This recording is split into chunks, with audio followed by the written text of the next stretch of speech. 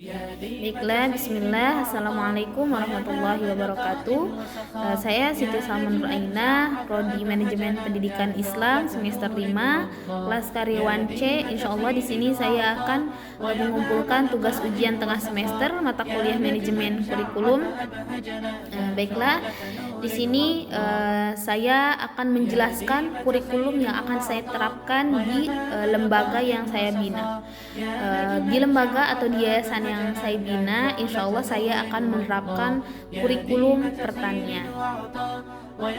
Jadi untuk kurikulum pertanian yang akan saya terapkan di yayasan atau di sekolah yang akan saya bina itu semua santri atau semua siswa-siswi yang ada di yayasan saya seperti SR, RLA, RA, SD, MTS dan SMA semuanya harus tahu pertanian itu seperti apa. Jadi agar santri atau para siswanya itu tidak belajarnya tidak jenuh, hanya materi, hanya belajar di kelas, tidak. Jadi saya ingin menerapkan tidak hanya materi yang dipelajari, tapi secara prakteknya agar mereka paham bagaimana cara bertani secara modern yang mengikuti zaman.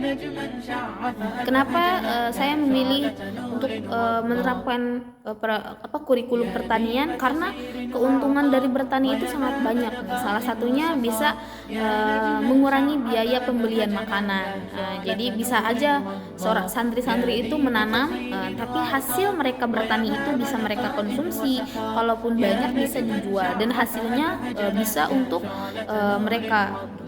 Terus bisa mengurangi ketergantungan, menambah ilmu pengetahuan dan keterampilan, dan menghasilkan makanan yang sehat dan berkualitas untuk dikonsumsi.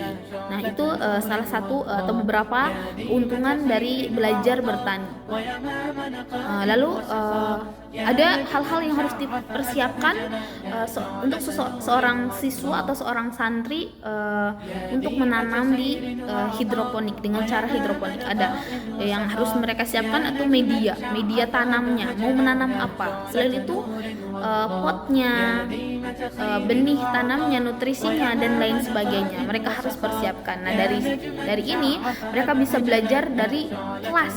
Nah, mereka bisa belajar di kelas dan diterapkan secara nanti jika praktek. Nah selain hidroponik ada lagi namanya pertikultur. Pertanian pertikultur ini melibatkan pertumbuhan tanaman dalam susunan vertikal, seringkali pada struktur seperti dinding atau tiang.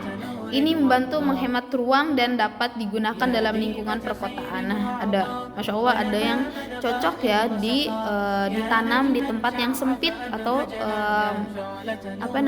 cocok ditanam di daerah perkotaan.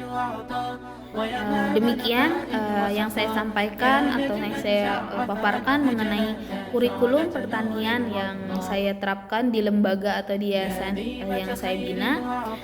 Jadi pesan saya, manfaat yang diambil dari belajar bertani itu sangat banyak, dan belajar bertani itu merupakan pengalaman dan kecintaan kita terhadap alam.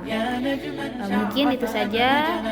Akhirul kalam. Wassalamualaikum warahmatullahi wabarakatuh.